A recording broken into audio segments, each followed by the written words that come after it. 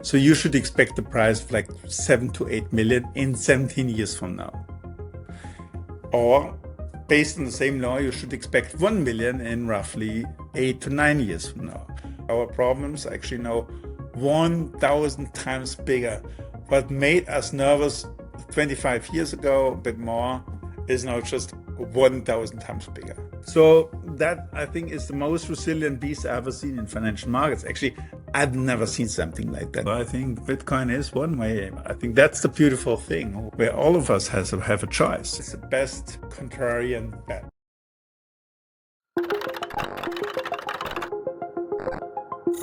What is real? How do you define real? You can't jump into cash. Cash is trash. What do? You get out.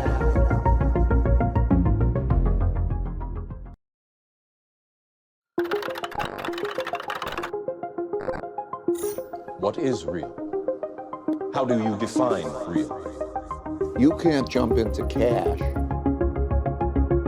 Cash is trash. What do? You get out. The asymmetric bet, the contrarian conviction. The moment the system falls apart and the people who saw it coming are proven right. My guest today did not watch that movie. Pius Sprenger is a former derivatives trader who lived the big short from inside Deutsche Bank, watching the housing market collapse from the trading floor that helped engineer it. And since leaving Wall Street, he has made what he calls his biggest contrarian bet yet. Pius Sprenger, aka Pius the Banker, welcome to the Bitcoin Matrix. How are you? I'm doing fine. Thank you for the invite, Cedric. I'm looking forward to our conversation. Yeah, I'm super excited to get into it. Over the weekend, I watched The Big Short again with my 13-year-old son. It's one of his favorite movies as well. And it's interesting to watch it through his eyes. But I'd love for you to take me back to Deutsche Bank. What was your job? Well, I got hired by Deutsche Bank mid-2004. I used to work first for Morgan Stanley in London and Lehman Brothers, and then I was hired to join Deutsche Bank. So at Morgan Stanley and Lehman Brothers, I was pretty much derivative structure and trader, mainly focused on derivatives or corporate debt. So pretty much some people, especially in the finance world, the name credit default swap. It was an innovation from the late 90s. And the idea was ultimately that credit default swaps allow banks to transform actually and offload credit risk, which are on the balance sheet, to sort of like hedge funds, investors, insurance companies. So pretty much to reduce the exposure to certain names. That was the original idea of credit derivative swaps were around corporate credits. Now, in 2004, the idea was brought up actually more at the Deutsche Bank. Can we actually do derivatives, credit derivatives type of stuff on securitizations? That was a big thing. Again, securitization is you take a bunch of assets, for example, mortgages, you bundle together 1,000 mortgages, and you sort of like put them in different tranches, get the rating agencies to rate some of the tranches, and then sell it to investors according to their risk appetite. That was the idea behind. And so again, here, the idea was like, can we actually create the derivatives on the back of these ABS securitizations? And that's where I came in. So I joined Deutsche Bank in 2004 actually to build up the derivatives platform. And for Deutsche Bank in the ABS space. That was pretty much my job. And I worked directly for my direct boss was Greg Lippmann, who was featured by Ryan Gosling in the movie The Big Short. So it's the good-looking guy from Deutsche Bank with the vision to say, well, it's going to come down. So he was my boss, and my job was pretty much to create derivatives and to set up the transaction, which allow clients to go long the risk of certain ABS bonds, which means that if the bonds go down, they lose, or they short in derivatives form. Because back then the idea of shorting ABS was not known. Actually, it was impossible to shorten ABS. So that instrument allowed investors to do both directions. And why did we like that as a trading desk? If you're a trader, you want to have a two-way market constantly. Unfortunately, if you're a cash trader and you're only offering bonds, so it's a bit of a one-sided market. So yeah, once in a while a client wants to sell a bond and then you have to sell it on to another client. But it's much more interesting and much more, we call it on trading for flow. If you create a derivatives, which now you can tailor to like the interests of your investor base and as well on the short and on the long side. So you can tailor a transaction according to the risk appetite of the investor base. So, and that was, I think that was intriguing part.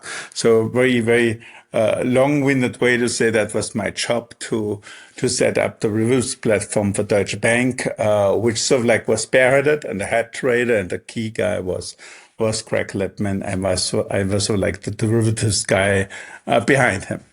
How did you end up with Greg at Deutsche in particular? I know Deutsche hired you, but was it Greg who hired you? And then did they get Greg right in the movie? And what did you think about setting up derivatives for mortgages? Actually, Greg did not hire me. It was a totally different group at Deutsche Bank which hired me. But for a certain idea, which I thought was, I joined the firm in 2004. I thought it was a good idea what I tried to achieve. But then I didn't really know ABS. I came from a totally different market. And the idea which they sort of like developed in their head didn't really work.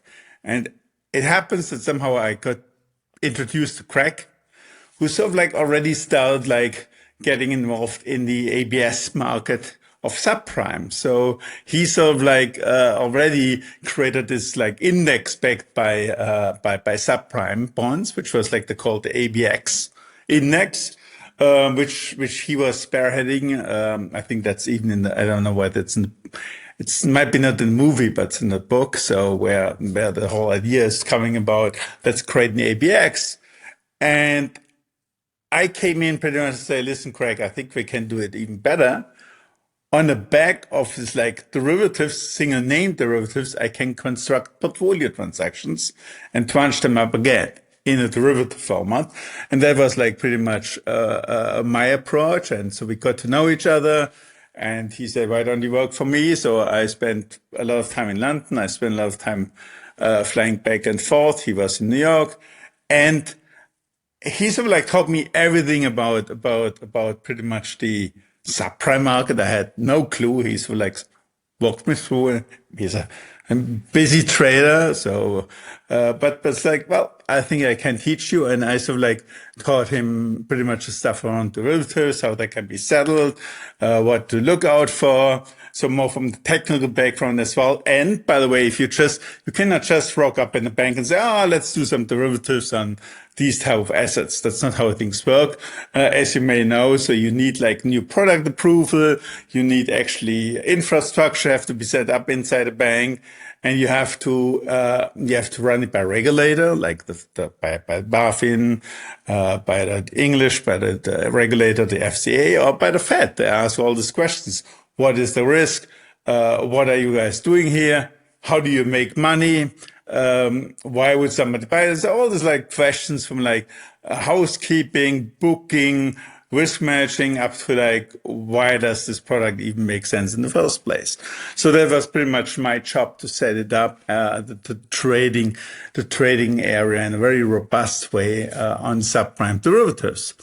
And Greg, Greg is pretty much, in real life, the way I experienced him is it was, I think, a great boss. He taught me a lot. And I think he was even funnier in real life than what's being portrayed in the movie. So they were like, he's just a very witty, very quick, highly intelligent guy who's sort of like, I think that worked out very well for him. And I think they portrayed him. Ryan Gosling did a great job to portray him, but but Greg in real life is funny as hell. Yeah, he definitely came across as funny in the movie. You know, New York investment banker types are, they can be stereotypical. I mean, I grew up in New York, but you know, you have sort of maybe funny guys like Greg, but was he an intellectual type? What was the conversations you guys were having with maybe other teams in the bank as you guys were building your strategy and your position? Yeah, intellectual is like, oh, and clearly I want to be careful not to talk to portray too much Greg here, like because it's like I don't want to talk about stuff which he might be not happy with. You see what I mean? So I think great to have him. Maybe you should have him on the show as well. So he's an entertaining guy. But having said that, he's a well-read guy, highly intelligent guy, and just a fantastic trader. Fantastic trader. And I think in order to be successful as a trader, you have to be street smart. And he's incredible street smart. So what do I mean by that? The most important traits often in life, and we had this trade, and we're going to get into that maybe in a second. The most interesting, I think, often not just traits in life. I think even decisions in life are coming from the gut feel. From like, I don't know why I think that's the right decision. That's a decision I take. And that's what pretty much, I think, he had great instinct. He had this great gut feel. He just has been doing it for many, many years. Like really, even he was young, he did that already for a long time. So he taught me all about how to trade and as well, not really to rely too much on models, more like to rely on markets, because a model might say, okay, this bond, this derivatives is worth 95. So you go to an investor, a hedge fund, and say, I offer this derivative to you for a value of 95. But the hedge fund might say, no, I'm only paying 75. And the other hedge fund will say, I might pay 72. So what it tell you, that was always something he taught me, do not rely on model. The only price which matters is the price of the willing counterparty who is willing to enter into this trade. He is the only guy who gives you the price. And I think that was like, if you call it intellectual, I think in the Bitcoin world, we would talk about the Austrian school of economics, which is like price is information. And that's exactly, I think, was his, and anyway, it should be any trader's mantra. Don't trust your model and say, oh, that's what the model is saying.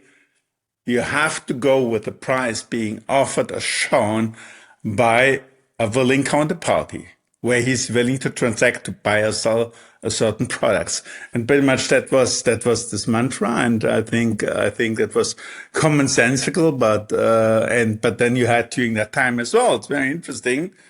Because when you enter Wall Street in the early 2000s, you had somehow these cash traders who had a background in cash trading, who had like a very good instinct, like the ABS trader. And then you have like this derivatives guy, which my background is, which having like PhDs and astrophysicists and chemistry, or I have it in mathematics, and say, oh, we have these smart models. And back then there was this belief by bankers and senior management, well, we have all these new smart guys which sort of like came through the door in the 90s and 90s. They know how to make money out of nothing. Well, what Greg taught me was that's BS. It only matters where you are able to buy or offload certain trades at what price. That's the only price which is real. It's not the model price.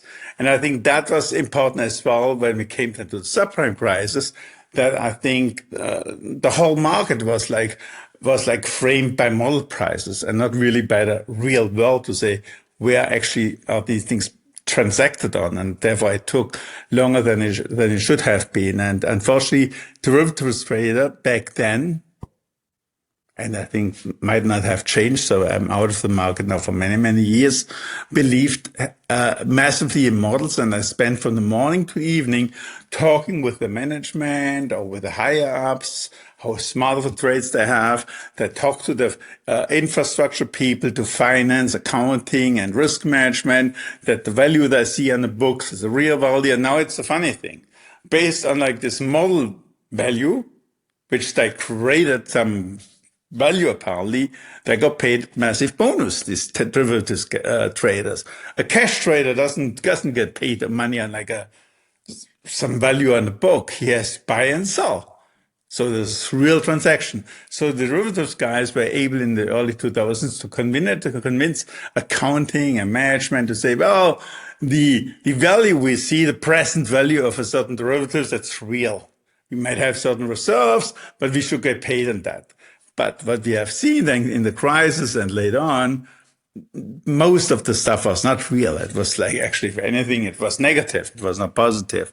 And I think that's something which was great the way we were set up at Deutsche, pretty much that we combined my background in derivatives with the background of Greg, who was like this very experienced and seasoned a trader in the ABS market for many, many years. We combined the forces, and importantly as well, he was my boss. So therefore as well, it was not like, oh, I can talk about derivatives. No. Ultimately, the guy with the experience in the market, knowing how stuff trades, he was the guy in charge. Yeah. Speaking of like there's a scene I love in Big Short where one of the guys on Mark Baum's team wants to sell, and I decide when we sell, and it's clear who's the boss there. Yeah, I want to talk more about sort of the mindset of a trader and what you like. How were you guys involved in subprime? What kind of position were you looking to build? And so then who was your counterpart, and how was that trade structured or trades? And how was your position received within the bank? Well, the way we were set up was, as I said in the beginning, Cedric, of course, if you're in a trading seat, you're supposed to be balanced. You're supposed to, you buy and you sell a product. And yeah, you have certain positions. And a derivatives trader, a flow derivatives guy, has to do pretty much the same thing, how he like goes long a certain derivatives, shorts another derivatives, which he believes is sort of like similar. That's where you already introduced the idea of correlation. So what I was inside the derivatives world, I was what I called correlation derivatives trader. So which was, I pretty much had 50 to 75 different positions. And on the back of these positions, I created risk tranches. I said like an insurance contract to say, well, if the first two positions, if the first of the 100 positions, if the first 10 default, you are an investor still fine. But if 10 to 20 default, then you lose everything. These type of derivatives, people would say bets. No, I want to be careful around that, but I think you can call them bets as well. That was the type of stuff I was setting up. And so how did I define which tranches to have? No, that actually was interesting the way we did it. I didn't make the decision. The way it worked, we went to investors and say, here, you are investors, you can choose the 100 positions you like, and you can choose exactly the risk appetite. So like, if you're looking then for a tranche, which we carve out, which has a single A rating and a certain thickness, that's exactly what I'm going to deliver to you. And I give you exactly the tranche. And the only thing which matters now is the price. So I give you the price. Now, based on what I came up using, of course, my model, but then as well, sort of like some commonsensical approach, I say, okay, at that price, I'm willing to sell it to you. At that price, I'm willing to buy this from you. So, and the way we traded, and the way, if you're in complex derivatives, what I did, so sort of like maybe that's my nature, but that was the way I was set up always, even independent of subprime. I tended to trade from the short side, which means I actually make more money if the market actually sells off. But of course, I'm gonna lose money if the market rallies. Now, why is that a good trade in our space? Because I actually was a derivatives trader in the fixed income, in the credit space, which means if you're long a credit or subprime risk, let's call it, be concrete, then you sort of like receive a certain like spread premium for that. But if you're wrong, you lose 100, you lose everything. So that's what I call it already like, you better get the credit right. Otherwise, that's the nature of credit business. You get things wrong. So therefore, I always came off from the short side to say, well, if the market really rallies, I'm not losing tons of money, but I'm like, so like, fine. That's the way I structured the book. But if the market really sells off, then I'm going to make a decent chunk of money. Now that is something I set up. Craig pretty much guided me what is the right way to do it in terms of like which transactions he considers more risky than others. But that was like we traded what I call my risk positions always from the short side, just like independent of market condition, because the downside risk, if it kicks in, it can be tremendous. And that actually ultimately actually turned out. So how did we do that? So the way we did it was the following. So if a client said, okay, I wanna buy this tranche, then I look into my model, and the model says, well, if I sell this tranche, I myself have to buy certain underlying bonds or like underlying derivatives. But therefore, I usually didn't buy exactly the same amount of derivatives. I sort of like stayed always short, just in order to be protected if there is a downturn in the market, which when you deal in ABS market, that happens more often than not, even during normal times, because ABS is sort of like a very illiquid market. When the shit hits the fan or when the market gets very choppy, that's the first market which sells off in a way there's just no liquidity. There's just nobody's willing to take on illiquid positions. So if you deal in ABS market, you deal by nature in illiquid markets, and therefore you have to be very mindful if you trade from the long side. And I just felt always more compelled by the idea to trade from the short side. Well, yeah, I mean, so now what was it like though to hold a short position for 3 years while everyone said you were wrong? Oh, that's very, very irritating. Because you have all these calls and all these meetings with counterpart, with the higher ups who say, okay, we spoke to the folks on the hedge fund side, we spoke to the insurance guy, we spoke to other banks, and they all say, well, it's great, you have to own these bonds, you have to belong them. This market it's a hot market, and you guys are fools by being short. And because what does it mean to be short? It means it doesn't come for free. It means every day you're short, you pay a premium. You're like, on a net basis, you have to pay a premium. Now, the beauty about the positions I had, because I had this correlation trades of like, I could withstand even a short position, but the risk model showed I was clearly short. Even the carry was not that bad. It was okay. But it showed clearly if the market keeps on rallying as it did, we all would lose quite a lot of money.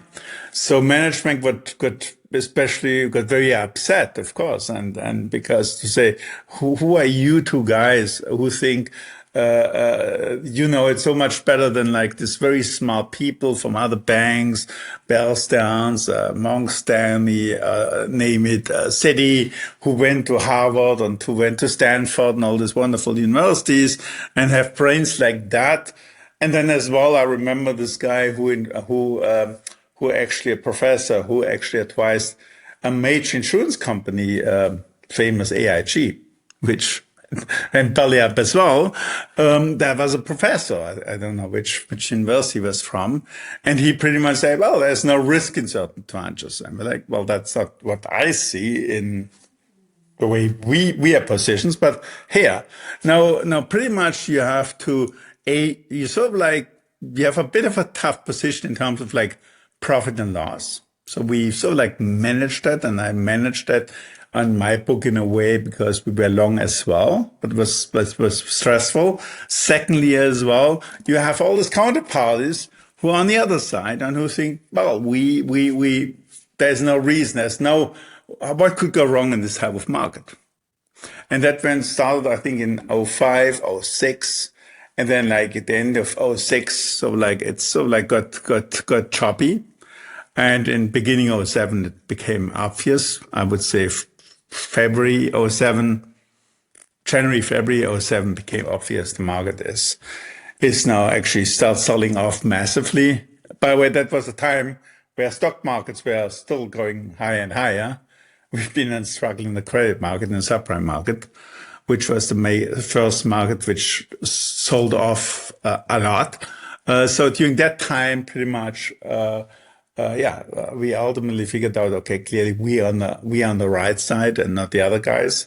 But for the first 1.5, 2 years, yes, it's sort of like it's a bit uncomfortable. You go to all these events, you go to these massive conferences, and I remember the guy in front of me, I think that was one of these dudes who was like the mortgage originator. The room was packed and he talked about subprime and how cool this market was. I think it was '05, '06 in Arizona, if I'm not mistaken. And then I came and talked about my little thing, and the whole room emptied out. Nobody cared. Nobody cared about the CDS. Nobody cared about like buy and sell because people just want to buy. Firefish is non-custodial Bitcoin-backed lending. That means when you borrow against your stack, your keys stay in multi-sig the whole time. You're not handing your Bitcoin to a custodian.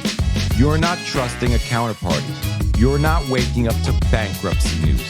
It's just collateralized Bitcoin lending the way self-custodians built it. Firefish.io, code Matrix. Your seed phrase is the most consequential sentence you'll ever own. And writing it on paper is the weakest place to put it.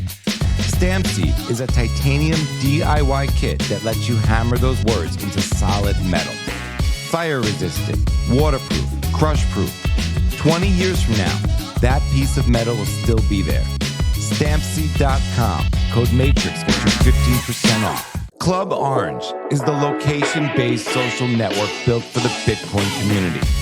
You open the app, see who's near you, what meetups are happening, which merchants in your city actually accept Bitcoin. If you've ever wanted to meet the people behind the orange-pilled accounts you follow, this app is your map. Download Club Orange today in the App Store or Google Play. Nobody was interested in the short side of the trade.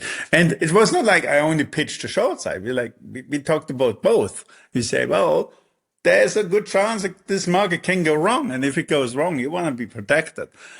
People didn't really want to hear that. And then I think what you see in a movie, and that's quite interesting, the guys actually got involved on the short side. These were all guys not from the credit market. These were actually guys from the hedge funds, from the equity side, and not from the credit side, because they understood immediately that is the best way actually to short a market, like the housing market, without having the risk of being short a stock on a housing stock, for example, which people shorted in 03, 04, that got burned massively.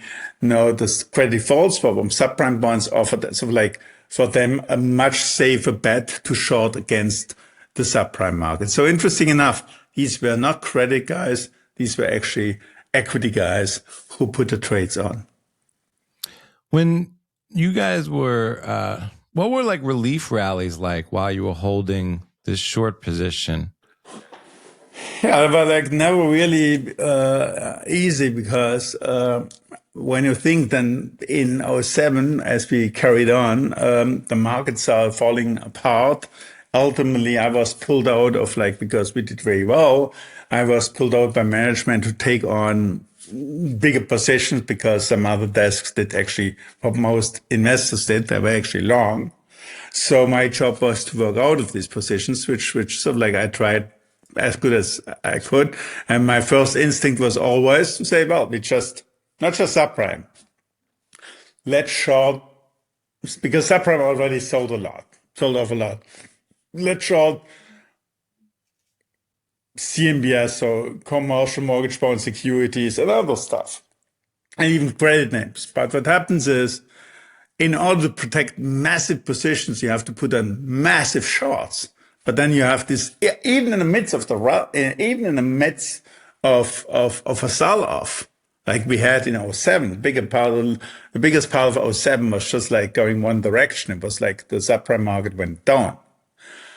But then in '08, Bear Stearns happened around, I think it was around Easter, if I'm not mistaken. And when Bear Stearns was literally didn't technically default, I think they were pretty much taken over by JP Morgan for token value. During that event, suddenly the whole market rallied for 1, 2, 3 days. And now you are short the derivatives. These shorts tend then to rally straight back in the face. And of course, I had massive losses on the book, mark-to-market losses. And that's like now very important. Now you have to, again, talk to your higher ups, to your management, and say, what are we going to do here? Well, actually, they call you in and say, Pius, what have happened here? You have massive losses, sort this out. But now you're really in a very tough position because somehow you feel you haven't seen a real end of the story, so you want to stay short. On the other hand, the market moves the position against you for a while. So these were, and as I said, it's often very illiquid positions. It's impossible to get out easily, if any, if there's even any way to get out of these positions. And so what we did ultimately, we just stayed our course and say we have to stay short. And yeah, the rest is history because clearly the market just collapsed completely. And I think from the beginning where like it looked like a pure subprime crisis into like, well, it's more like a structured credit crisis or other areas of the ABS market, it became a full-blown banking and financial crisis. And I think the largest one since 1929 was a massive situation. And who've been on the right side in our trade, actually then you become shit scared as well when you realize, holy smoke, the whole system now is about to collapse. So it doesn't then really matter when you like think of that following. So like your trades actually work out exactly the way you expect that, making a lot of money when the market sells off. But now the market is doing something quite interesting. The market doesn't stay just in your little area, subprime. Just to give you an idea, the subprime market back then, the cash side, was around $1.5 trillion in 2006-07. That was the size of the market. So here, that's a Bitcoin channel. So that's roughly the size of the Bitcoin market.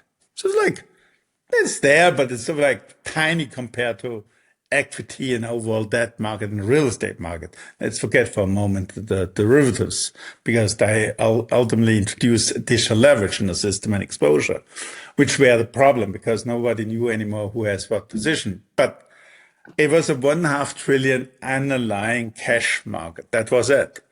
So you think in the beginning, well, how can a $1.5 trillion market ultimately damage the overall economy? So what happened is, and I think that's very important to understand, this little market where we have seen a sell-off, suddenly people had to take massive losses, certain banks. And now what happened next is the trust amongst the participants disappeared. The trust amongst the banks, the trust of hedge funds, the funds against the banks, and vice versa. Suddenly, you're like in a very friend relationship with them. You're like from the morning to the evening and like arguing with the counterparties to post the freaking collateral. Otherwise, you're going to put them into default. Usually it was the other way around to say, you're a fund manager, please wire the 10 million. Otherwise, by 5 p.m., otherwise we're going to send out a default notice to your fund. And I think that's very, very stressful. So what's interesting was like, as little as this market was ultimately infected the overall capital markets and the overall financial system. I think that's something people do not appreciate. They believe often, there's a situation in one little corner. It's contained. The experience from the financial crisis, and I think the movie is great, but I think the movie doesn't highlight that part, that actually it started with a little market and infected the overall capital market, and I think the overall world, not just the United States. It was like Subprime was a product only issued, traded in the United States. We had and investors were mainly US and European investors, few in Asia, there were some, but not that many. So pretty much very locally would argue. It the US is by far the biggest capital market. It infected the whole world, and the trust disappeared pretty much overnight. Wow. Yeah, I mean, speaking of sort of like trust, in the movie, there's that Michael Burry moment where I think he's trying to close out his deal, or at least get a read on what his position is with Goldman, and they kind of keep not answering the phone. And did you kind of have any moments like this with mark to market with your counterparties where they're just kind of not reading the dashboard like you are? Well, yes, and there was one which was like a major investment bank, which we had a 3 billion position on, and I remember that. And my back office guy came to me and said, "Listen, Pius, you have to call up your counterparty at this investment bank." Why?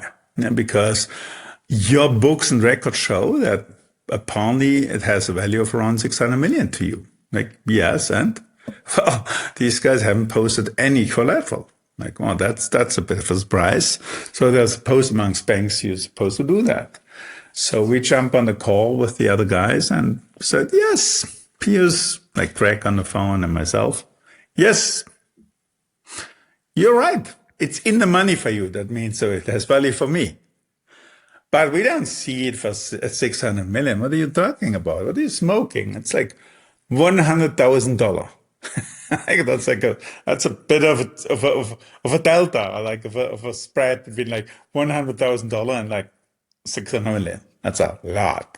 It's a big difference. Now, the first instinct was like, we hang up and say, okay, these are big boys. Why the hell would I care? Like, they know what I do, we know what we do, and they have to report it they have to explain it to their legal team and to the finance department, and I have to do it to mine. Now, the next call I got was from the legal team and say, listen, Pius, this is not how things work. Either you're going to get the 600 million, or we have to take your position down to literally zero. So you have to realize a loss. I said, how can it be? I'm definitely not wrong. And it's obvious where I am because I have all this color and where I traded. Like, doesn't matter. Because you cannot ignore that they're not posting collateral. And if something were to happen to this counterparty, their investors actually would look through and would go after Deutsche. So now we were busy to convince the other side. And how do you do that? Because now it's interesting. How do you actually now convince on the derivatives? And that's now where real life and derivatives it's very interesting. How do you convince on the derivatives that the other side owes you 600 million and the other side say, well, actually, I don't, you have nothing. Now, the other side is running certain models, and I'm pretty certain the model says there is no value. Deutsche is smoking dope. And we say, well, our model and our trade show 600 million. And that's what you can have in derivatives. Two parties on the opposite side see totally two different values. And now you can argue about the model until the cows come home. That's not going to solve. That comes like to the real point. The model is not giving you any information. It's actually just worthless. And that's actually where what we said is very simple. We said, listen, we're not going to find out which model is better or not. And you guys, I think the other guy went to Harvard or Stanford, and it's like, okay, must be a smart dude. So the situation we resolved was the following. I said, okay, I'm willing to make a two-way market. So I'm willing to buy or sell the position at this price, at my 600 million price. So I pretty much say, well, you can take the position and you pay me a bit more, or I take the position and pay you a bit less. That was pretty much the trade on 3 billion. And I gave them the price and said, we said you have literally 1 hour to decide which side are you willing to trade. You see, you create a trade. That's trade. If you think you like to trade so much and your mark is only 0, of course you want to have more of my trade because I'm willing to pay you almost 600 million. That's great because you get an additional 600 million.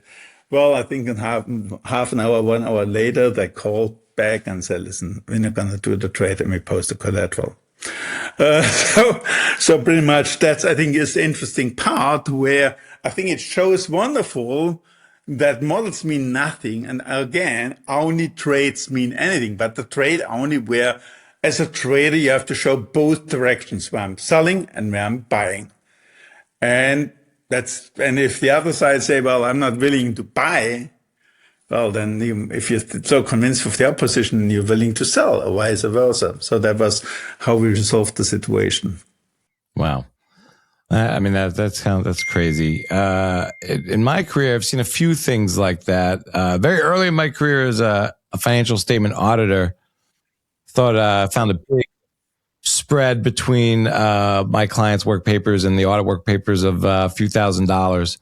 And my bosses looked at me and laughed and tried to pull out the spare change from their pockets and said that's nothing here on the value of this ledger that we're looking at. But, very quickly after that, I saw a client about 500 million off in reserves from what we thought they should have. And they were under reserved. And, I think we settled at 350 million that they had to post in losses.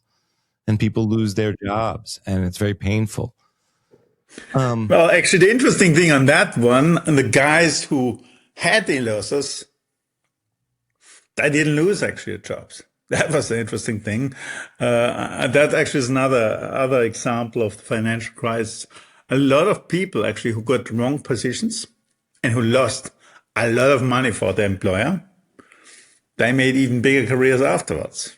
Because somehow I realized that after the financial crisis, I then ultimately went globally. After Greg left, I took over his position as a global head of ABS and structured credit trade of Deutsche Bank. And sort of like, and then I met exactly the same actors again, being suddenly hedge fund managers or changed firms. And it's interesting. Everybody Cedric spoke to, all these people, which I knew what position they had on, they even told me, Pius Sprenger. Sorry, I was so sorry about that. No worries. Weil ich bin im Call. Kann jetzt nicht, tschüss. Also, dauert. We have to cut it out. So, I think all these guys said, no, we were short. All of them were short. It looked like there was nobody long. Everybody was on the same, everybody had our trades early on. And I found that quite interesting whether people just outright lie or at some point I start telling the story. Our story is well told by the movie and by facts. And then there are guys as well who do the fantastic job. For example, Goldman Sachs in the beginning was on the wrong side and they turned the positions around and made tons of money. So you had these stories as well. But then you had firms which clearly, that's public. Morgan Stanley lost almost firm over this whole thing. But then you see like the traders come and like, oh no, I had the right position and this guy was wrong and I was right. So I think that's the interesting part that ultimately, and I'm not a guy who believes that you should blame people for making wrong decisions. That's not like ultimately, yes, you lose your job and you find another one and you move on in life. So, but I think there was some lessons learned as well but I believe the financial crisis was not really dealt, and that's now a bigger theme in a way which I would have expected. So ultimately, a lot of people who created a lot of pain for investors, for the employer, for the banks, ultimately actually just did very well and even better after the fact. Wow.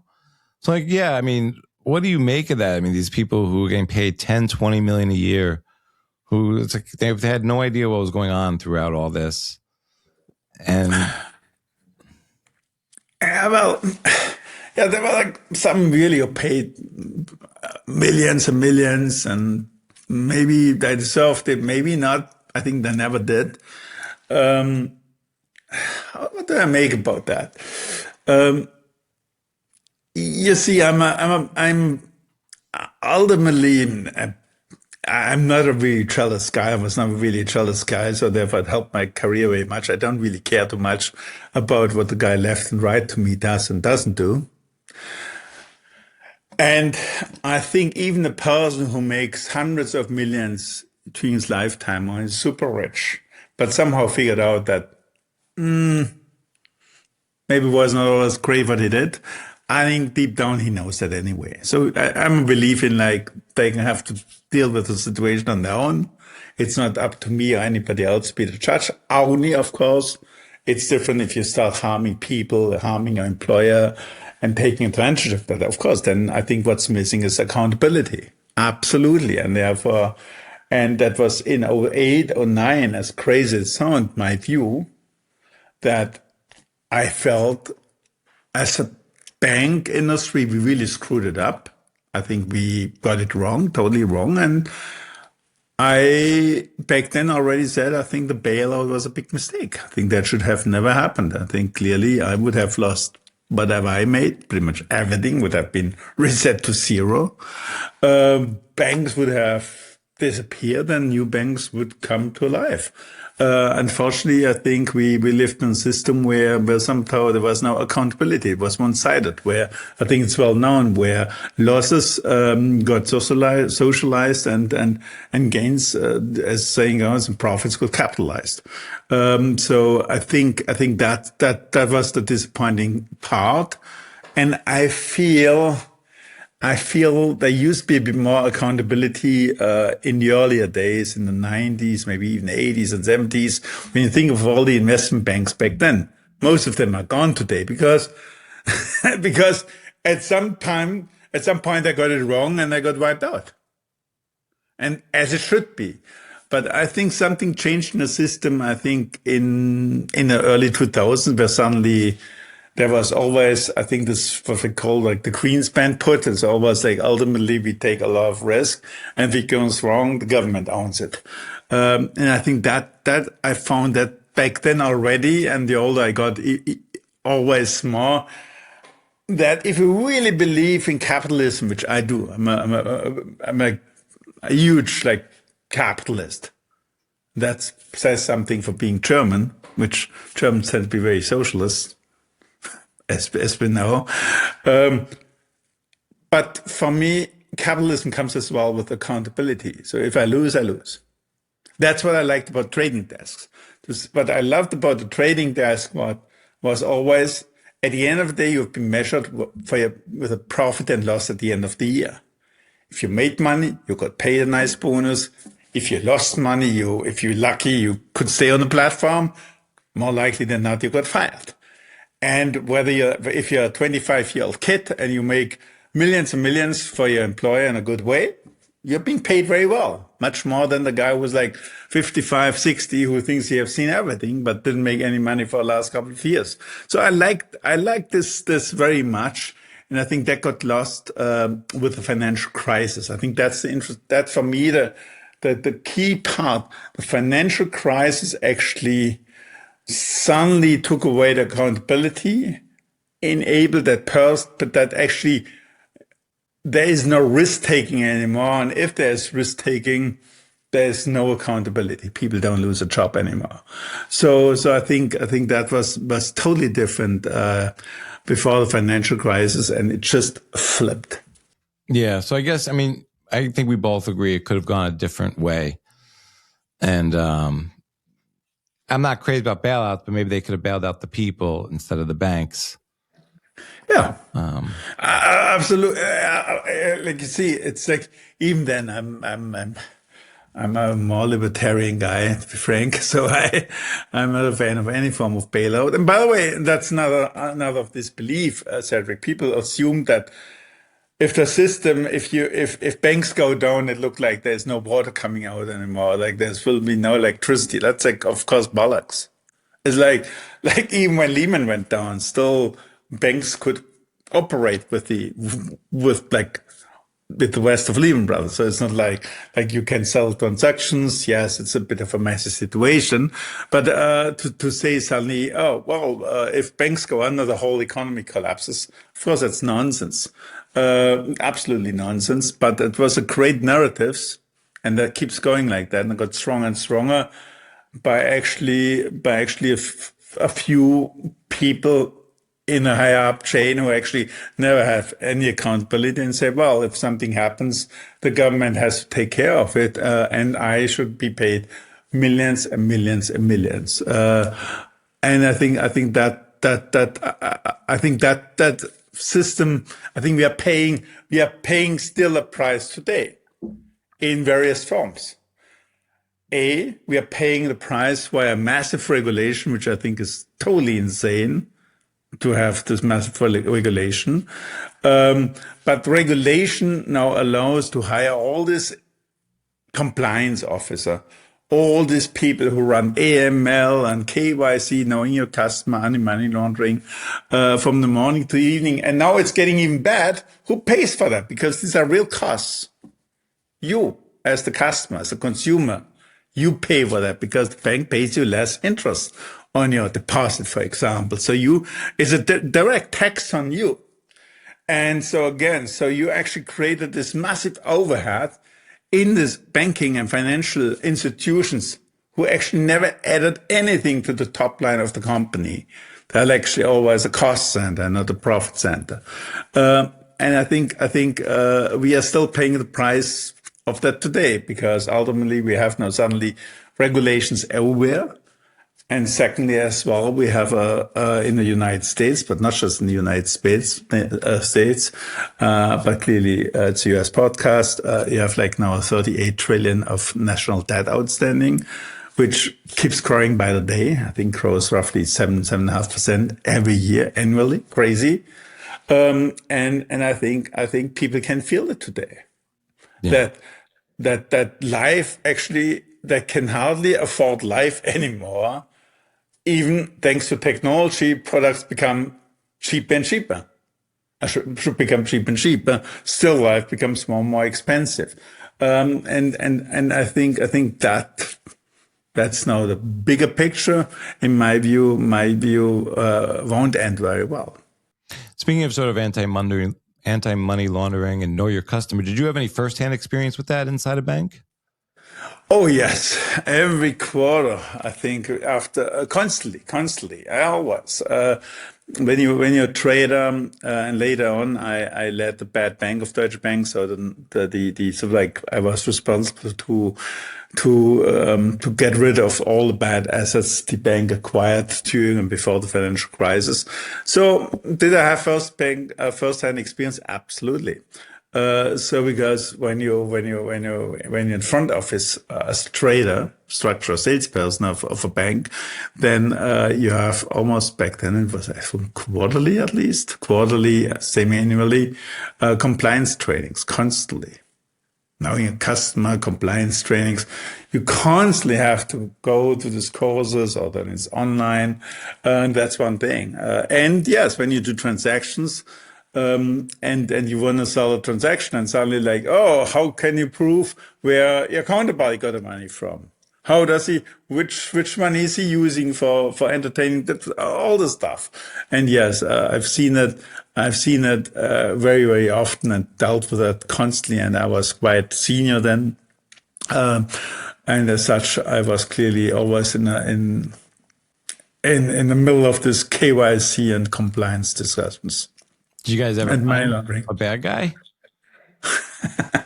So yeah, I think Deutsche Bank paid the fair share of like not being compliant, but I don't really want to say too much on that side. Yeah. So, but we had some interesting experiences, absolutely. And by the way, that's interesting. You have experiences where actually you unfortunately deal with bad guys, and common sense would have told you maybe it's better not to deal with them. So in a weird way, often this compliance and KYC, as I say, it's just a pure tax in society. It's makes things very complicated, and as well, and it's very important, people assume KYC and AML didn't exist 20, 30 years ago. Of course, it's bollocks.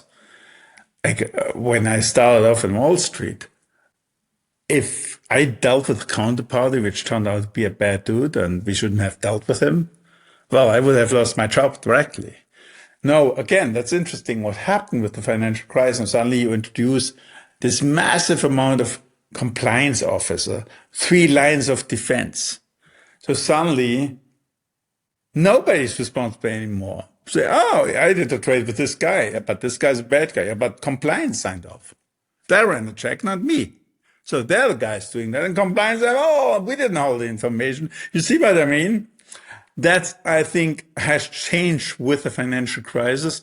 You introduce massive amount of complexity in order actually to diffuse accountability. That's, I think, what happened. And that was my biggest change. I could see that suddenly there was hardly any accountability left anymore.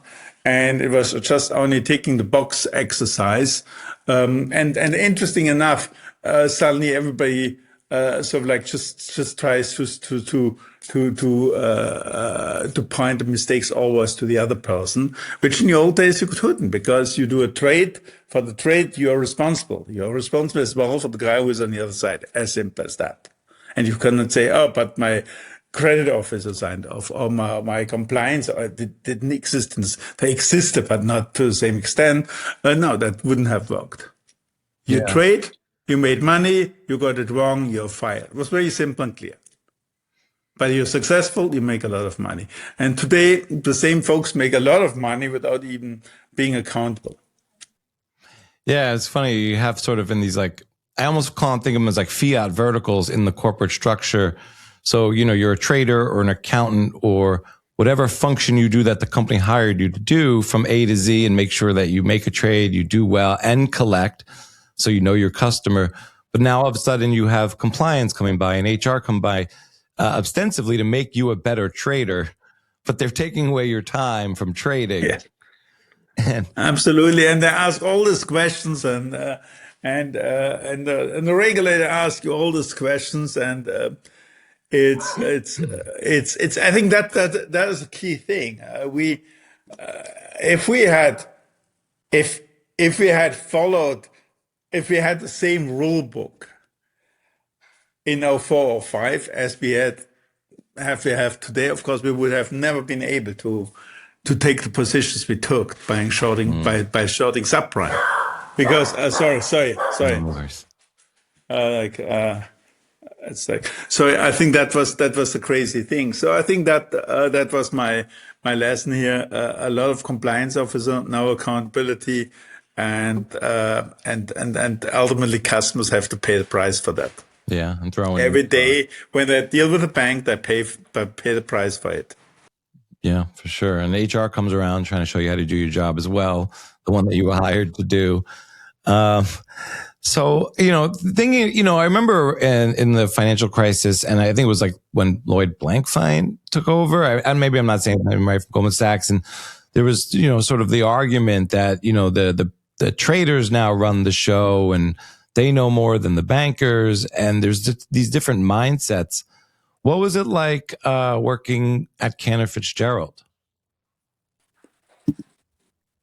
No, that was much later in my life. So I was not back then. I was not really in the operational side anymore. You see, I was more on the management level. What was it like working with Lutnick? Well, I think if you don't mind, I want to keep that one a bit more. Like it's. I think I want to I would say Falling is an extremely clever guy and astute business person who knows exactly what he wants. And I think the interesting part as well, he's a very curious person. I think that's I think what success is. And I was also admired that to have a person which is very curious, despite all the success they already have. And working around the clock, because clearly you would say, at a certain age, like you're a very wealthy guy, just take it easy, just fly around the planet with your family. No, I think that shows harness curiosity and ambition and coming up with very good ideas and being extremely street smart as he is. I think that's that was my experience. What about maybe Jamie Dimon? What do you think of how he runs the bank? Well, I don't know. I never met him personally, but having said that, I think back then I thought, okay, he's a very astute banker. Why would I say that? Because clearly JP Morgan had great position in the financial crisis because they never got really crazy in the subprime and ABS market. That was just, they were like, they missed that completely. They were not really long and short. They just missed that. And maybe on purpose, maybe pure luck. But then what happened is JP Morgan clearly had massive balance sheet, like a fortress of balance sheet, massive equity. Now, what they did very well is after the financial crisis, suddenly all the regulators got involved and say, well, you guys have to increase your operational risk. What does it mean? Operational risk means like your legal risk, your stuff that things don't really settle in the right way, and so on and so on, and potentially like all the liabilities from the subprime litigations you're gonna face. Now, banks were already a bit short on equity, most banks. Now, not JP Morgan, and what did he very well? He just said, well, I'm going to put, I think back then, 20% or something like that of my equity allocate to operational risk. Other banks couldn't really follow suit accordingly. So he pretty much defined the standard to the regulator, say, well, if I'm doing that, I expect that all my competitors and peers are doing exactly the same. So he used actually his balance sheet in a very smart way against his competitor. And I think that's what he keeps doing. And over again to say, well, I have such a huge balance sheet. I have such a huge customer base. I'm by far the largest bank. I think the market cap is $750 billion. So it's by far the largest bank as in I think I would say at least in Europe and the US. It's always tough to say what's happening in China. It's massive market capitalization. And he uses this strength and his market size to actually strangle the other competitors, because he forces other guys to follow the same regulation, to have the same amount of equity cushion, to follow the same tough rules, which comes with a lot of costs as well, which he clearly can afford, but other firms cannot. So therefore, I think he uses his size as a weapon, and he does that. Now, putting myself into this beautifully. It's not great for the market, I think. It's not great for other industries, like I think the crypto space we see it. But he does that. He does that as a CEO of a bank who answers to his shareholder. He does a great job. It's really fascinating to think about sort of, different operators. You can almost think about them as almost like in sports, like playing different positions. And, you might be a great running back in football. I'm not sure if you're familiar with American football. I prefer soccer, but I prefer more soccer as a European, as you can imagine. But you could almost imagine, okay, then fine, let's do soccer. It's like you could be the most amazing goalie in the world, but if the 10 guys in front of you are horrible, you're going to look very different. So, an operator, different operators with the same balance sheet might get different results, obviously. So it's interesting to see operators get different opportunities. It'd be interesting to see like Greg Lippmann in a position like that. It's also interesting, I talked to this guy on X, known as Grain of Salt. He explained to me the difference between a trader and a mathematician. I mean, a mathematician might be able to sort of give you what the probability of events happening, but they probably don't know how to take a position like a trader does, with conviction, from that knowledge. And just, the insights from experience an operator gets before they get into the role, and then the moves your competitor makes. How did you go from Wall Street to Bitcoin? Oh, that was a bit actually because of Wall Street. So it was not like this very straightforward path to say, well, I think Bitcoin gonna be this amazing invention, an idea.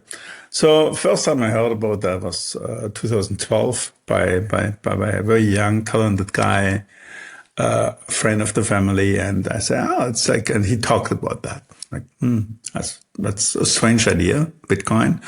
And in 2013, I remember I was very busy during the time, but I read the first time the white paper. It's like, okay, more as my mathematical background from the past, I like the idea very much to apply actually cryptography, graphical ideas, in order to move money or value, not money, let's say value, from A to B without without the need to trust the other side, and without the middleman. I love that. Even just the title of the white paper is already a great title, I think. So I think I was very intrigued by that, but actually the first time I could see what was going on in 2014, I've spoken to the head of the foreign exchange trading group in New York, and he said, well, my guys are going wild. Like, on what? Because I trade personally, I could do that. Like, personally means like for the personal account, not for the bank. Bitcoin. Like, what do you mean, like Bitcoin? No, back then, a Bitcoin was moving, I think it was like in hundreds, like between like 400 or 500, dropping back down to 200. Like, these were like the moves back then, like within a year. Now, if you're a trader, you like to buy and sell stuff. You like to be in the middle of stuff which moves a lot. And Bitcoin had features. And for exchange trader, again, you said it, Cedric, they have this gut feel. They make most money when exchange US dollar versus euro or sterling against dollar, which is called cable in the market, and so on. If that moves a lot, that's when they make the money. So they like Bitcoin more like trading in and out. So, and then a bit later, somebody approached me, again, the same young guy, and said, listen, I'm sort of like building up a platform, which is sort of like the Coinbase version, but it's the European platform. And I said, okay, I'm going to be a seed investor, so which I was. And why? Because I did not know, to be very candid, in 2015, 16, I did not have the foresight. So I'm not one of these OGs who say, well, in 2010, 11, I had like the insight, oh, it's going to go to the moon. I did not think so. I didn't know. I didn't really spend too much time thinking about that. And I said, well, what I like as a trader is I like to have a platform where you make money when things move a lot.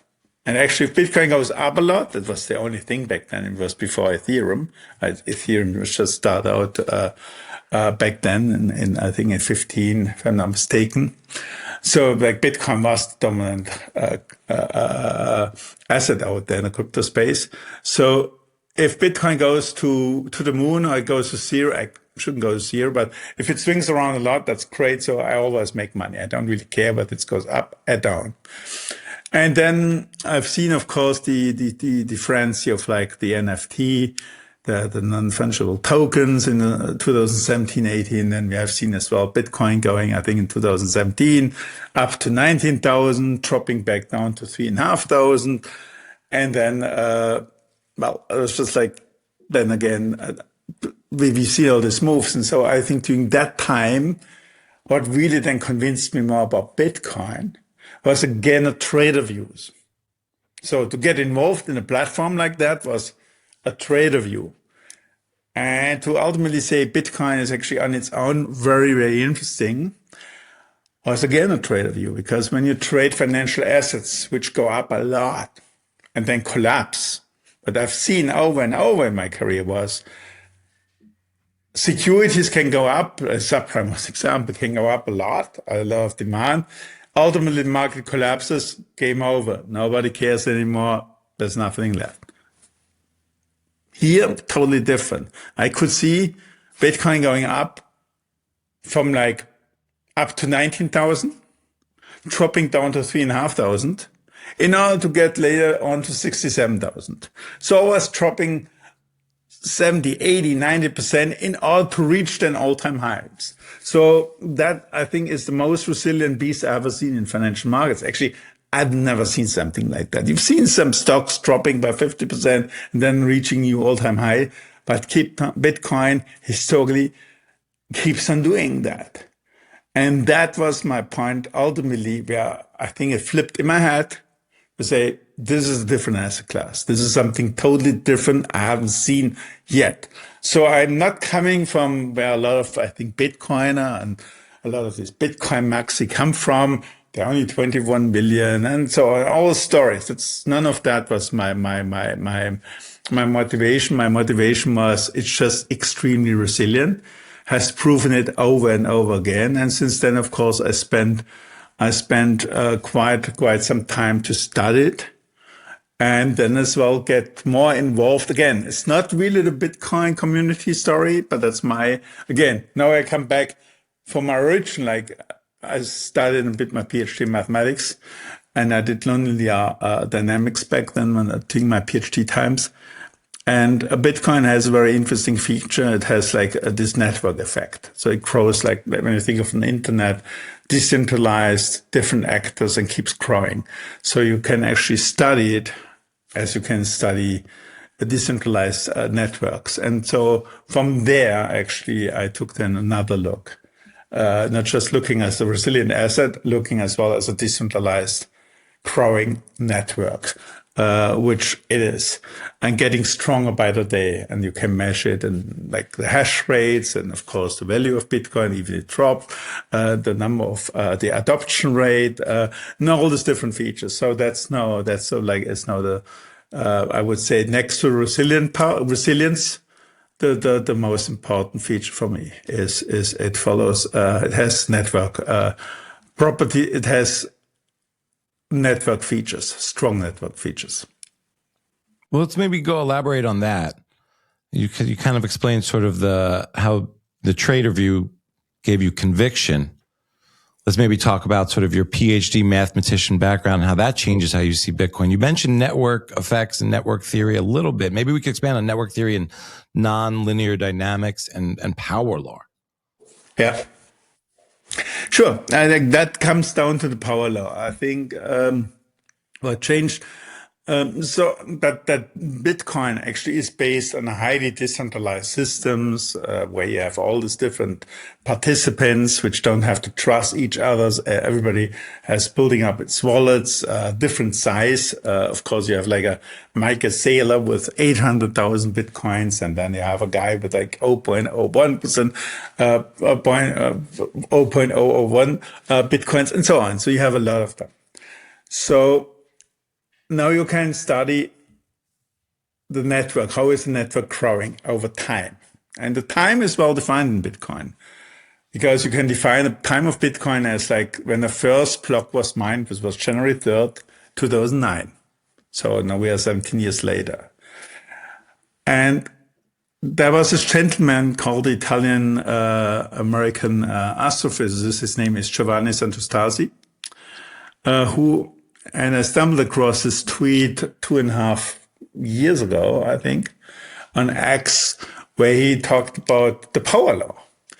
And that's where my background came in. What is a power law? So when you look at the price of Bitcoin from the origin, from the Genesis date 2009 until today. So that's the x-axis. And then on the y-axis, you have like the price of Bitcoin. Now that looks like all over the map. Obviously, as I said early on, 19,000 drops to 3.5, goes up to 67,000. Like, it looks very volatile. Now, what he did was he actually did something which is not unusual in physics or even in math. When you have a bit of like, you have like a growing system, but you say, well, let's take another measure. Instead of like looking to the linear measure, which we humans tend to do, let's take the multiplicative lens, which is like the log. So from high school, we know what it means to take the log. Now, if you apply to the time log 10, so 10 to the power of something is time, and the same to the price, suddenly the whole thing looks like more like a linear line going with a certain slope. And the slope grows with roughly, has a steepness of around 6, or 5.7, 5.8, let's call it 6. So, and that's very interesting. Why is it 6? Now you have to ask a question. Why would that even make sense? In complex growing networks, highly decentralized, you're actually supposed to expect a power law feature. What does it mean, power law? Power law means if you take log, then it looks like a straight line. And so if you take, for example, what's the logarithms of Bitcoin right now? Bitcoin is around 75,000. Let's assume it's 100,000. Then if you apply logarithms of 10, it's like 5. So every like 1 is 10, 2 is 100, 3 is 1,000, 4 is 10,000, 5 is 100,000. And you do exactly the same on the time starting from 2009. And then you show the graph and it's this like upwards sloping line. So with some fluctuation around. And that's pretty much what you should expect in decentralized systems. So for example, a city, when you take cities, they actually are growing in a very decentralized manner as well. You have all these different individuals that go about their business, that do what they do. But actually, you can, for example, check out on a size of the city in log and the number of patents. Falls again, depending on the size of a city, a straight line, it's 1.25, and so on. So it's been nice research done around this topic, and I think it's something which Bitcoin just sort of like becomes the obvious decentralized system. So now important is, why to the power of 6? Because that's a very steep slope. And I will talk about what it means for the price in the future. There's two components to that. 6 is nothing else like the multiplication of 2 times 3. Now people say, why would I talk about 2 times 3? Well, the first point is like 3. 3 is the adoption. How is the adoption rate going? How many new participants are actually joining the Bitcoin network? And here you can measure it. It's a proxy, not ideal, as a number of wallets with non-zero Bitcoins. And it grows roughly to the power of 3. What else grows with the power of 3? Virus. That's actually, we've seen as well in nature. Viruses tend to spread out with the power of 3. Bitcoin seems to be like this organic system, which spreads like a bit like a virus. Now, what's about the power of 2? That comes, and that's a well-known phenomenon. It's like from the internet, Metcalfe law, which says if you have, let's take it a very simple way in the old days, you start with a phone line. If you the guy with one phone and there's nobody else having a phone, guess what? The phone is not worth anything. You cannot communicate. Now, if you have 2 guys, already you have now one connection. If you have 3 guys, now suddenly you have like three connections. And so if you have 4, then it goes like you have 6 connection. So it goes like almost, not exactly, it goes almost square. And what my Calflow says, it says, the more connections you have, the more valuable the network is. You know what it means? The more connection you have in Bitcoin, the more valuable it is. That's the price of Bitcoin. Now, therefore, you say my curve goes with an exponent of 2, adoption with 3, you multiply it, it's 6. So it's actually sort of like, it explains the why there actually is a 6. So that's sort of like, is the reasoning behind. And Giovanni and Stephen Perino did a great job. They actually, and that's interesting as well, they just published a research paper on that, and it's being peer reviewed as we speak, where they pretty much show that power law is actually a valid way to describe Bitcoin network. Now, for our listeners, I say, oh my God, what is this German dude talking about? Let's be very practical here. What it means is if you have something which grows with an exponent of 6, it means if the time from the Genesis blocks doubles, so right now we pass 17 years, so what price would you expect in 17 years from now? That's now double the time which already passed. Now that means in the power law, you take 2 to the power of 6. So what is 2 to the power of 6? 2 times 2 times 2 times 2 times 2 is 64.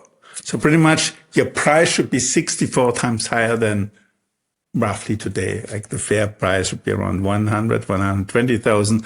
So you should expect the price of like 7 to 8 million in 17 years from now. Or based on the same law, you should expect 1 million in roughly 8 to 9 years from now.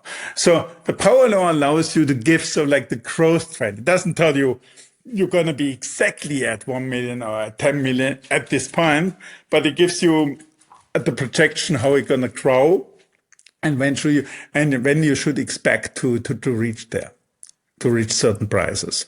That's pretty much what power law does. And Giovanni, Santostasi, Stephen Perino, they even founded an institute around that. That's called the Scientific Bitcoin Institute.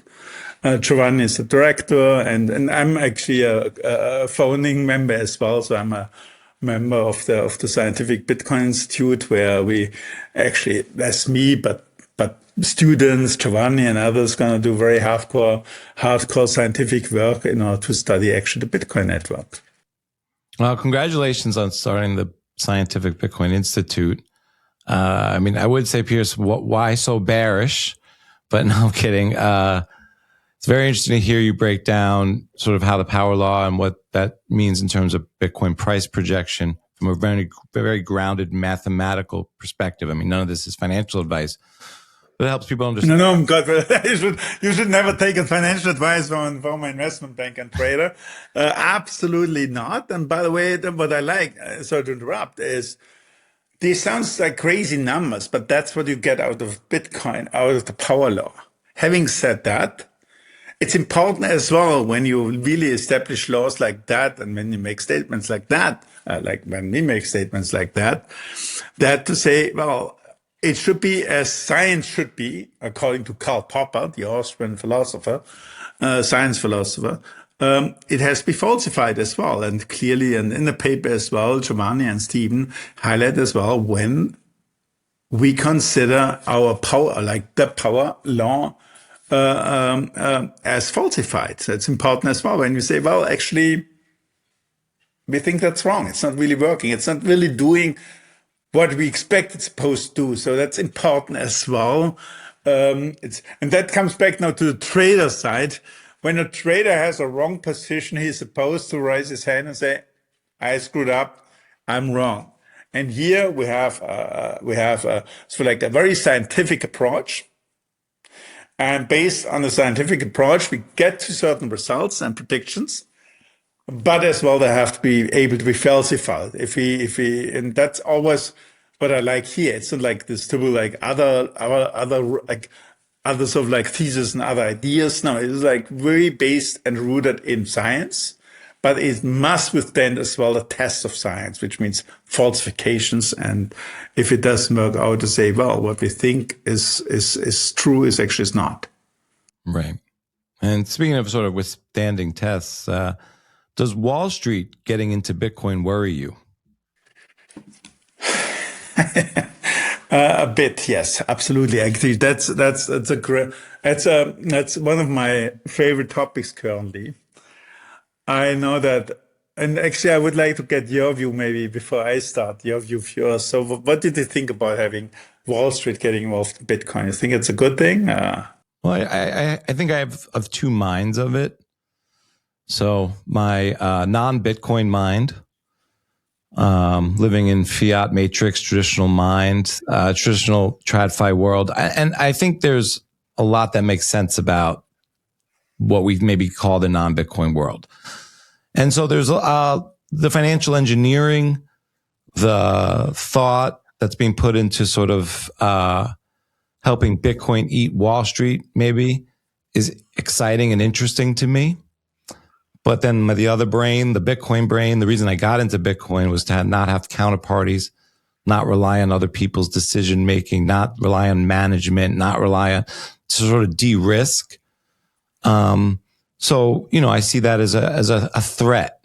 And, so I don't think anything can take Bitcoin down. I think it's going to kind of go up against fights and challenges, and it needs to be tested. But I think tests will come. I worry about different things that aren't really in the Bitcoin ethos, like concentration of assets, ownership, thought, decision making, all these kinds of things. And then it's just the way these products are structured. They give exposure to non-Bitcoiners to Bitcoin price, but they don't give you the qualities of Bitcoin. But I want to hear your thoughts on. Yeah, and that one I have. And I changed my view quite a bit. So to tee you off, the ETFs, the Bitcoin treasury companies, and derivatives. Okay, so ETF per se, I think is a very interesting product development and what maybe was needed. But here comes the trick with the simple ETF as well. It really attracts a lot of like retail in the beginning, and people say, "Oh, that's great," but then they get involved. Get burned. I just sent out a tweet on the weekend where somehow I calculate myself back of envelope. You can make certain calculation, but there's an interesting research team looking on chain transactions, and based on that, they found that the investors in the BlackRock's ETF EBIT, ticker is EBIT, own Bitcoin at an average cost of $89,000. So what does it tell you? Pretty much the average investor in EBIT is underwater. And that during the time EBIT was launched, I think it was February 2024. ETF brought all these retail guys in the United States in a very simple way. You just can buy now an ETF, click the button, and you have exposure to Bitcoin. It's don't really get into the details. It's not exactly Bitcoin and all like it's. I think it's a very good product per se. There's nothing wrong with that. But a retail guy wants to make money, and it's not on Bitcoin maxis, and that's where I think I'm often a bit more annoyed with Bitcoin maxis, who say they believe now because somebody bought an ETF that he really cares. This guy cares about 21 million scarcity or some other idea of like cyberpunk industry and all this stuff. No, he doesn't care. He just wants to make money. And what does the average show now experience? He said, I bought it at an average cost of $89,000. Now the whole thing is at $75,000. So I'm down $14,000 on average. So whereby I would have made tons of money with stocks. I would have made money with gold, but this bloody thing is down. So already you have a bit of a negative feedback because the guy, when Bitcoiner thinks, oh, Wall Street has finally arrived for Bitcoin, like Wall Street guys, sorry for my French, give a shit about Bitcoin per se. They just want to make money.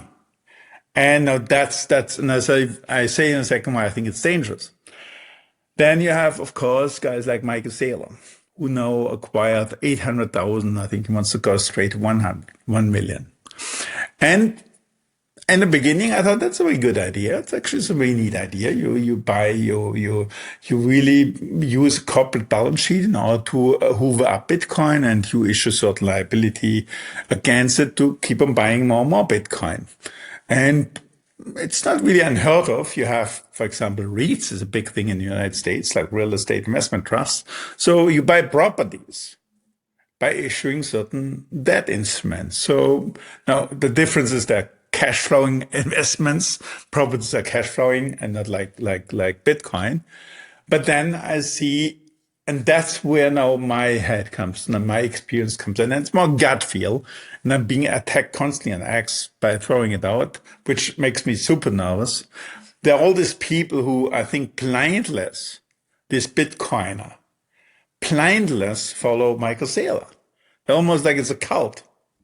And I don't get that. Somehow you're the independent Bitcoiner who talks about like, I have my own wallet, I don't have counterparty risk, but like, then you worship Michael Saylor, who is an extremely smart guy, like absolutely sharp guy. And I think I don't want to take him for him. But what I've seen as well, markets can be brutal and capital markets are brutal. What now Michael Saylor is doing, he has now his product, stretch STRC, which is always so like linked to 100 by changing adjusting the spread. It's 11.5%, then keeps on going up, in order to keep it at close to 100. It's a nice product, now paying bi-weekly, so all is good. And here comes the problem. Again, retail gets involved, especially people who are interested in high spreads.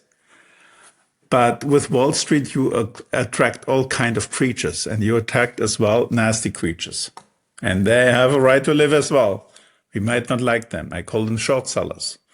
And that's what I've seen in the financial crisis. Maybe people forgotten about the short seller who actually took single-handedly Lehman Brothers down. That was like one stupid call of the CFO of Lehman Brothers who thought she could convince the short seller. The short seller gives a flying damn about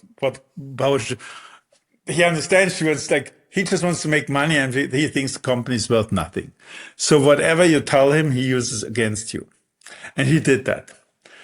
I've forgotten the name who was a short seller. That will come to me in a second. But Michael Saylor opened himself up to short sellers as well. Now people will say, well, it's not easy to short stretch. Why? Because you have to pay 11.5% plus the borrowing rate. Who is going to do that? Short sellers are very nasty beasts. They figure out the perfect timing. They figure out when there's weakness in the security, and then they start acting. And then suddenly this thing can trade down quickly. And suddenly liquidity disappears. There's always great liquidity when things work very well, but when things are a bit shaky, there's no liquidity. And suddenly there's stress in the Bitcoin world as well. Now, I don't think he might have to sell Bitcoin, but again, I realize as well, stress can come from all type of different angles. That's number two. So I think his company looks more and more over-engineered to my liking. That's the way I see it, where like you pay massive spread, but now you issue more MicroStrategy shares in order to have some cash to pay for a spread. It's like, yes, it works very well based on the assumption, which I agree with him, that Bitcoin will grow at a much higher rate than actually his liability. It should exceed. I would expect the annual growth rate of Bitcoin between 25, 30, or 30% plus for the next 5 to 10 years. That's fine. But still you have the 11.5%. And that's a bit of the mark-to-market risk. Even if ultimately the outcome works like that, you have to get there. So Bitcoin cannot move as quickly as you think it will, or it can even sell off for a longer period. And suddenly positions like that become very painful. And that's exactly where these nasty creatures start moving in very aggressively. And that comes to the third point. People forget the Bitcoin world because we live in this bubble. Of course, we breathe it, we think about it, and it's great and I love it. But what I said earlier on, Bitcoin has a market cap of 1.5 trillion. So like a tiny market. Equity, I think, is at 150 trillion. That market is much, much bigger than that, I think. If you've ever needed liquidity but didn't want to sell your Bitcoin and trigger a taxable event, Firefish is the answer. Non-custodial Bitcoin-backed loans. Your keys stay in multi-sig the whole time. You access dollars without selling a single sat. Don't sell your Bitcoin. Live off it. Firefish.io, code Matrix. Stamp seed is the most analog object in your Bitcoin stack. No batteries, no firmware, no third-party trust. Just a titanium DIY kit that lets you hammer your seed words into solid metal. Fire-resistant, waterproof, crush-proof. The simplest, dumbest, most reliable backup for the most important sentence you'll ever own. Stampseed.com, code Matrix for 15% off. Bitcoin gets kinda lonely when you only know people through a screen. Club Orange is the location-based social network that fixes that. Find the orange-pilled people in your city, the meetups, the merchants, the conversations that don't fit on a tweet. Download Club Orange today in the App Store or Google Play. 250 trillion. Real estate, I think, beyond 300 trillion, by far the biggest. So it's in gold, it's like 32, 33, I don't know, like it's 20 times, I think 34 trillion, if I remember correctly. It's a tiny market. And now you introduce a lot of structured paper in this tiny market.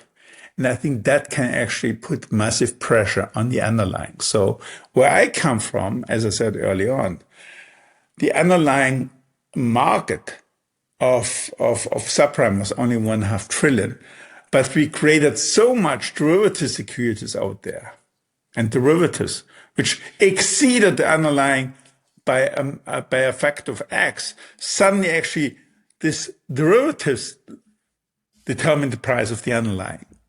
And I fear that exactly can happen in the Bitcoin world, and maybe it already has happened.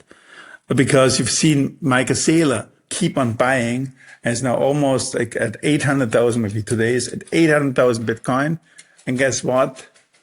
We are not at all-time high of 126,000. We are like 75,000. So we are down 40%. So I think that is something which I think has to do as well, because you have this massive overhang from Wall Street. There's a lot of paper trading back and forth and a lot of volatility, and I don't consider that necessarily healthy. But again, on the other hand, as I said, I'm a libertarian guy. I think there's no point to not to have it. It happens the way it happens. But I think there's a sort of like concentration risk and risk as well, which Wall Street actually is introducing into the Bitcoin world. But I think Bitcoin will be fine ultimately. It might just turn out in a slightly, it will take a different path. Yeah. And I mean, just to kind of comment a little bit on that, some of the thoughts I was having while you were writing that, I mean, we talked a lot about sort of theory versus market price. And I think, you know, you have to kind of carry trade this kind of vehicle. It'll be interesting to see if strategy launches sort of a market making trading desk, a la like a Goldman Sachs, and sort of maybe profits off of flows in and out of Bitcoin, and they can kind of be a large market maker and sort of do more financialization off of Bitcoin. But I think, you know, it was noted to me by Chris Sullivan maybe a year or two ago that sort of all this machination around Bitcoin seems to be introducing negative price convexity into the future.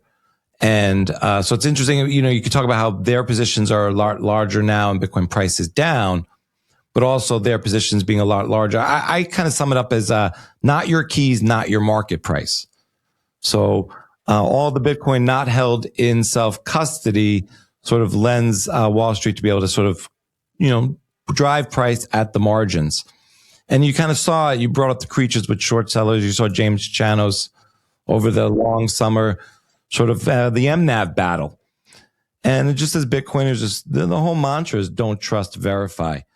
But it'll be interesting to see where this movement goes. And one thing, and I said this last year, I put out a post on that note on the MNAF battle. In the beginning, I said Janos is not going to get that one right, but then I started a bit closer, and I like maybe he's onto something. I even got Tesla wrong.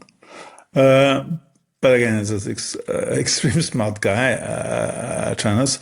So what I back then said already, when I think the MNAF of strategy was like above 2, I think.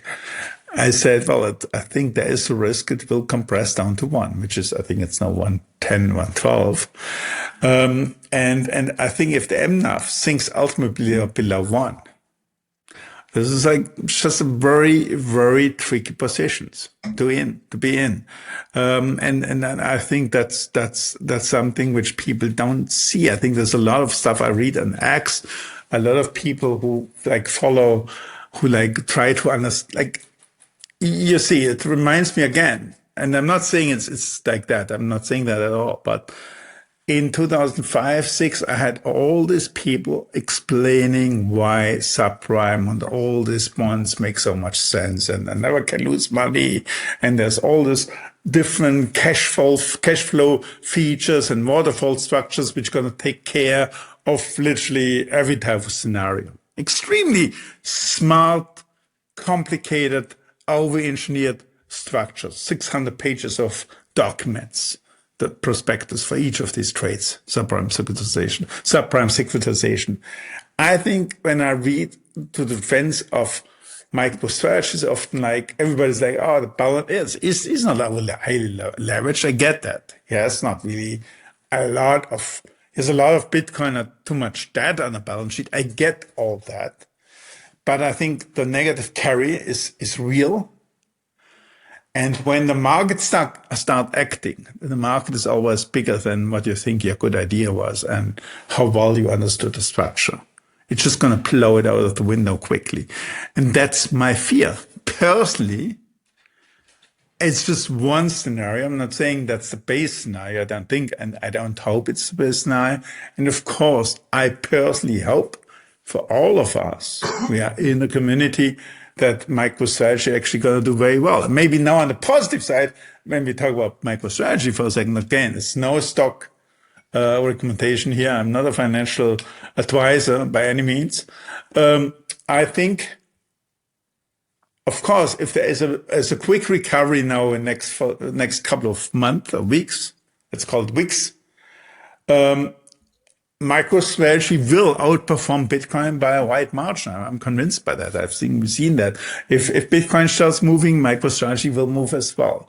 But there is this scenario where nothing happens for a long time and weird stuff can happen and it attracts weird creatures.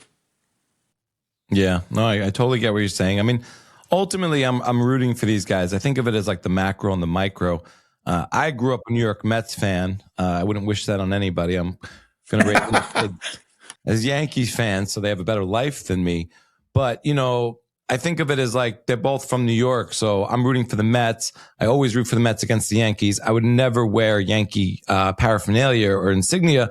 But if the Mets are knocked out and the Yankees are in the playoffs, I'm rooting for them against other teams because I think of him as like it's like my big brother. Like if I fought him, I wanted to win. I wanted to kick his ass. But if anyone else fought him, I would be on his side.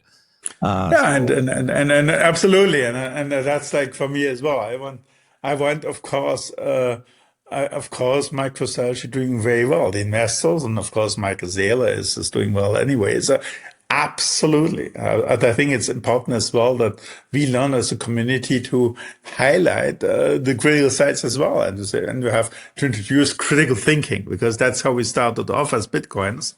Yep. I think that's a very important one, and we should always apply it not only to our people and friends or not friends from the fiat world. It applies as well to ourselves and our own thinking. Actually, I keep on applying it to my own life every day, where I question myself whether I'm still on the right track or maybe I'm off. I think it's very important. I hear you. So on the micro level, you know, keep your head on a swivel. You know, on the macro level, you know, it's like I don't want too much friendly fire. I think I'm definitely rooting for these guys. I think it's seriously interesting. Just on the micro level, it's protect yourself personally from, all different threats. I think some people see Bitcoin treasury companies and securities as a way to augment their portfolio, to assuage concerns. Their wives and husbands are like, oh, I don't want it all in secret keys I might not be able to find. But it's not truly Bitcoin. So just keep that in mind. And it comes with different risks. Moving on a little bit, you grew up in Germany. Does anything happening in Western institutions today feel familiar to you from your childhood? In which sense would you say? Like, Sort of, you mean, maybe surveillance or KYC banking and things of this nature.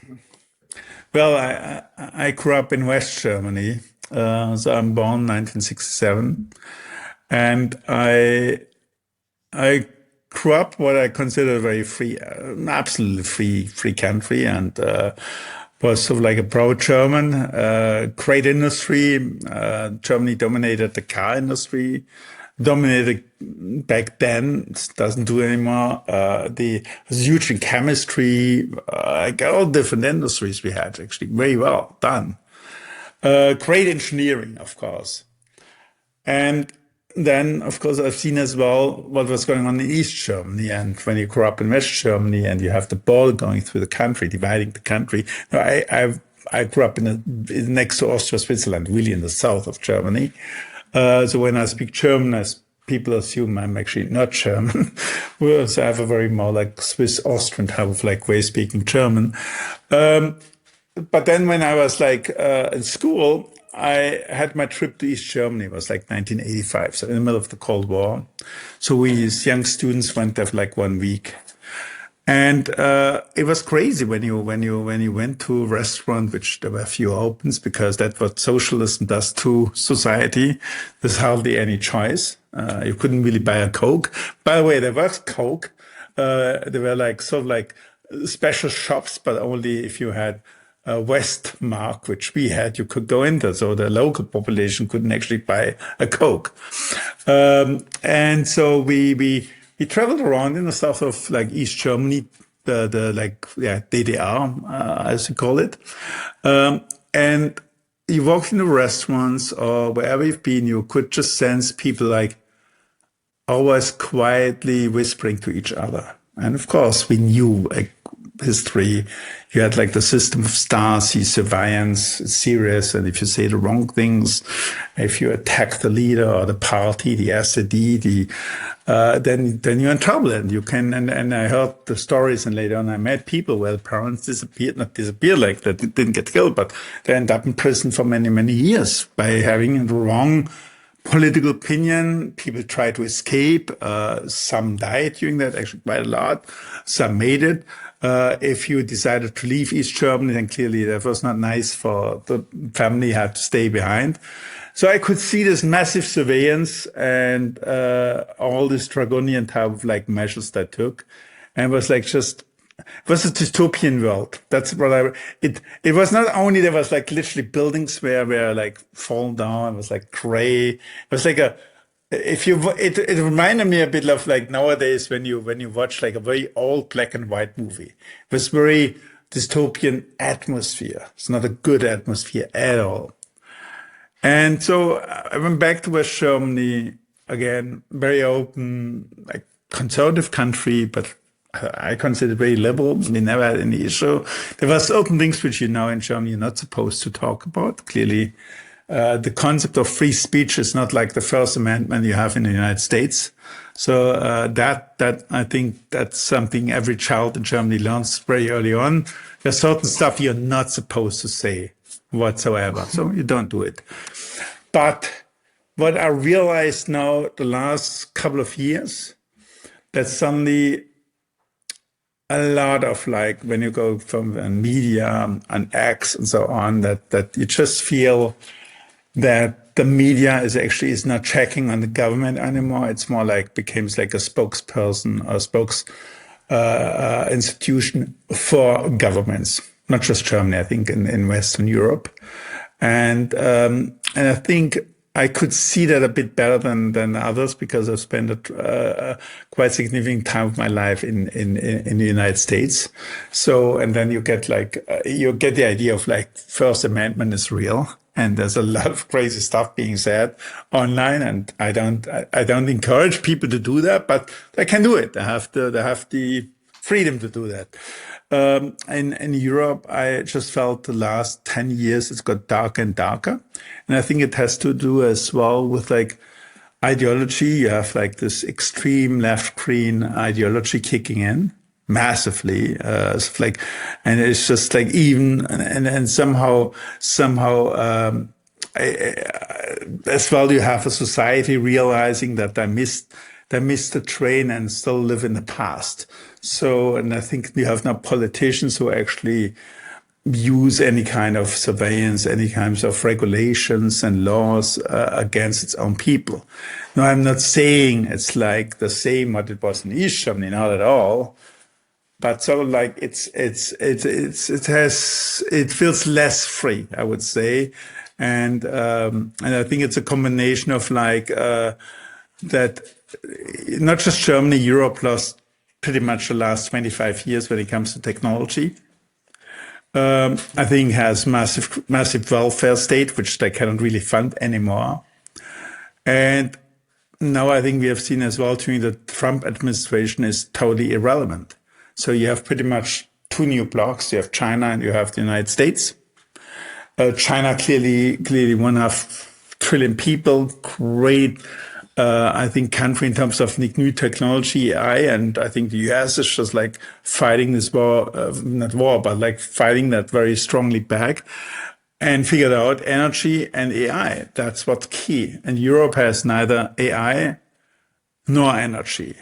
So therefore, I think the leadership in Europe understands that the future doesn't look very bright for them. But unfortunately, I think when you're under pressure, you put more and more pressure onto your own people. I think that's what you experience when you're traveling through Europe. It's beautiful, and where I'm right now here, it's just beautiful. There's some nice cities. I'm right now. I'm not in Germany, but I'm right now in another country.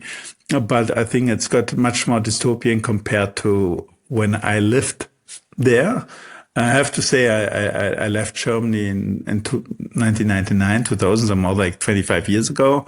But once in a while I come back, and I think it's often, when you have relatives or friends and you don't see them every day, I think you can see changes much better than people who are around them every day.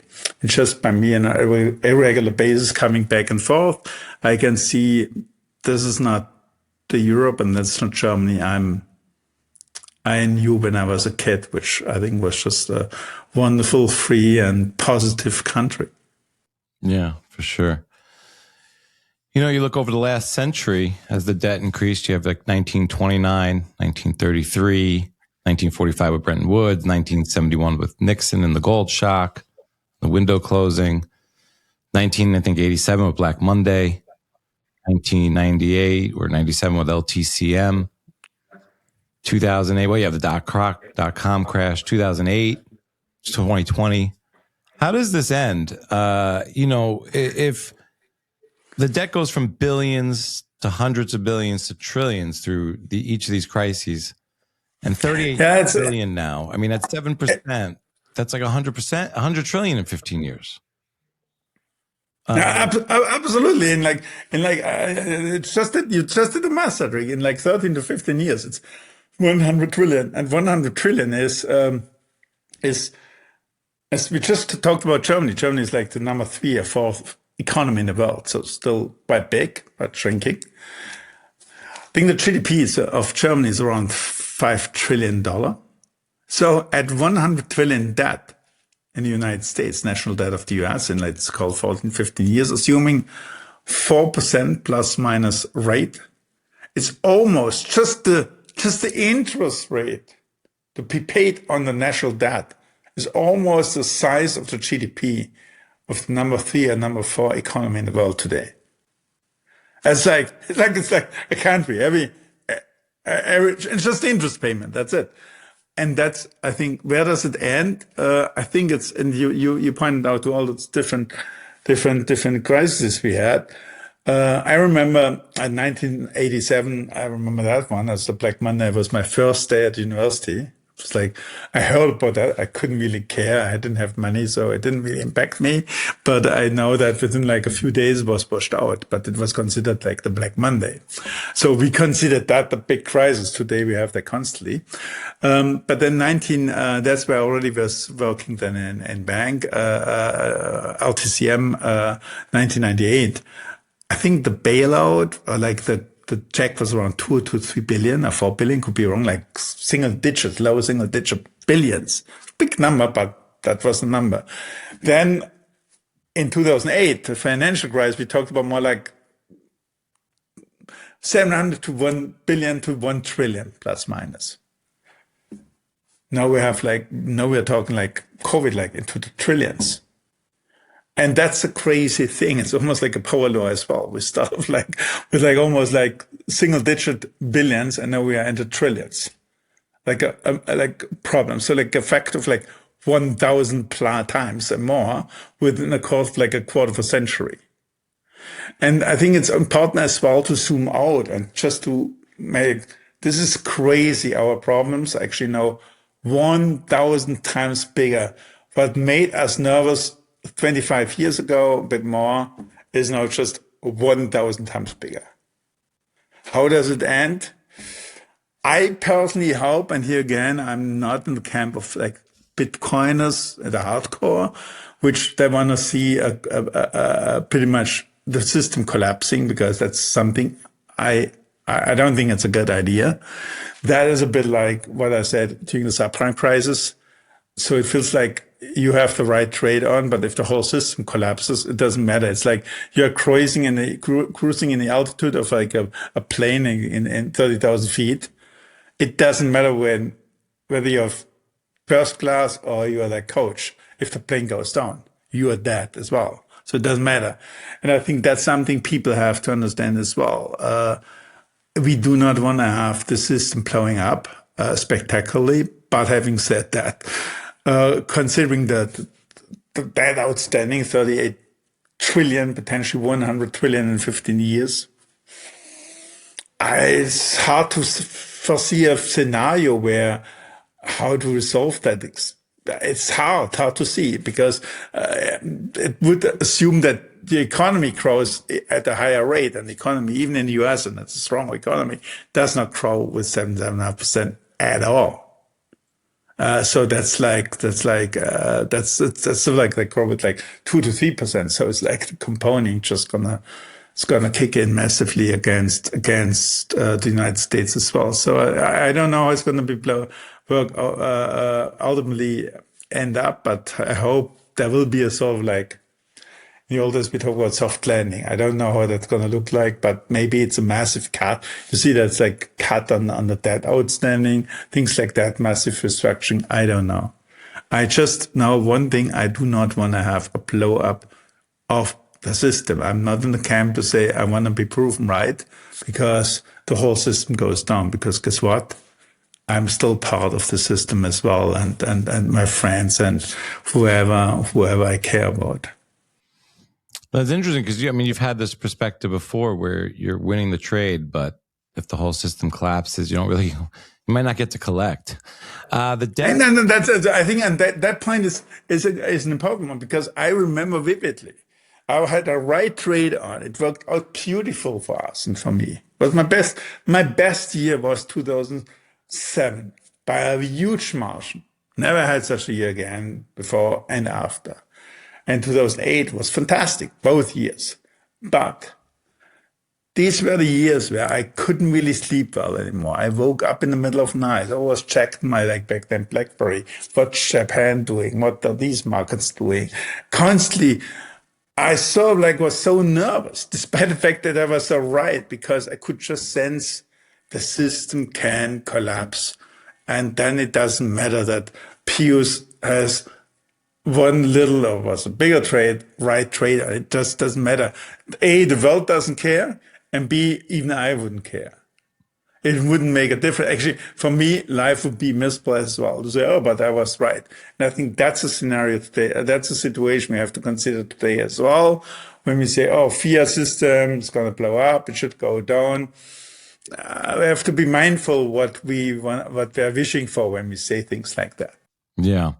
I mean, you wonder with the debt, the money printing, the system, is there any way that, this does not end with collapse? What do you say to someone who sees all of this but feels like there's nothing they can do? Well, I think there's always something you can do. I think Bitcoin is one way where I think that's the beautiful thing where all of us have a choice. And that's called Bitcoin.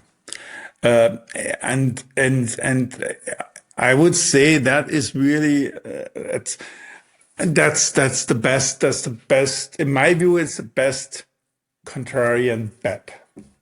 If the system gonna explode, then I don't know what's Bitcoin, how much even what you're gonna get with a Bitcoin.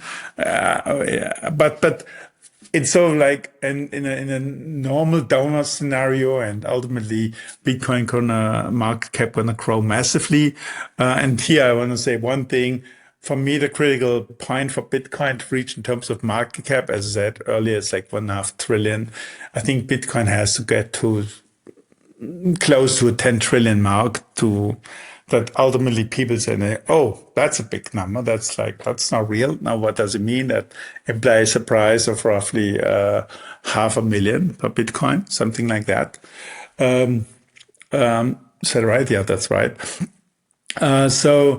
So I think that's to 10 trillion market cap. I think that Bitcoin can be a system on its own, and who knows, there will be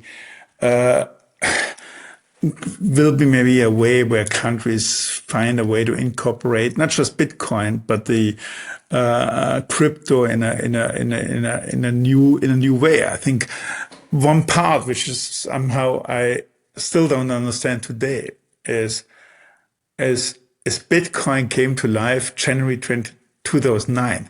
It was just at the end of the great financial crisis. What a coincidence. So at the end, so Bitcoin was given to us. And who knows, maybe what we have now, Bitcoin and even other sort of ways to pay and measure value I think has changed a lot.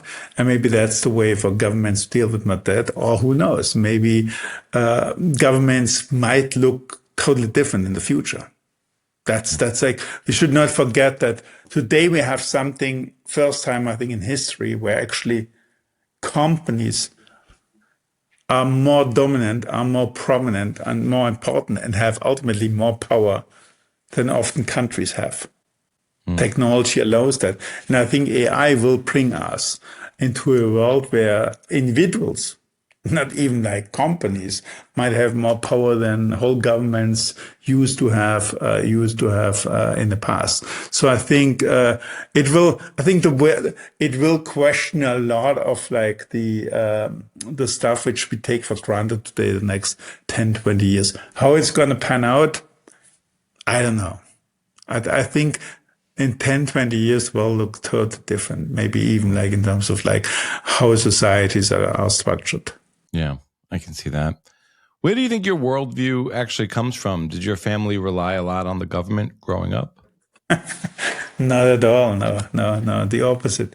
I think my father was a libertarian without knowing what a libertarian was.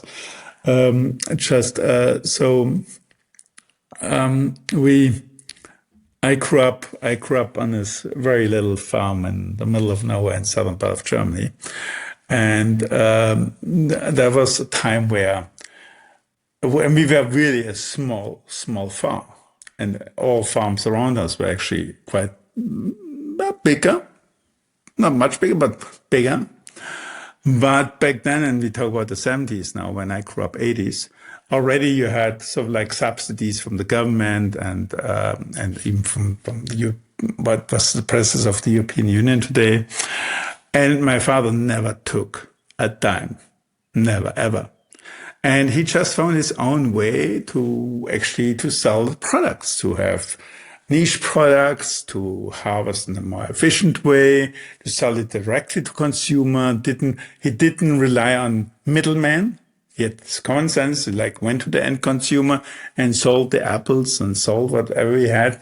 And I think that was so he was able actually, and my mom especially, the two were able to feed a family of 5 kids. So we're actually quite a few kids. Typical Catholic German family looks like farmer family.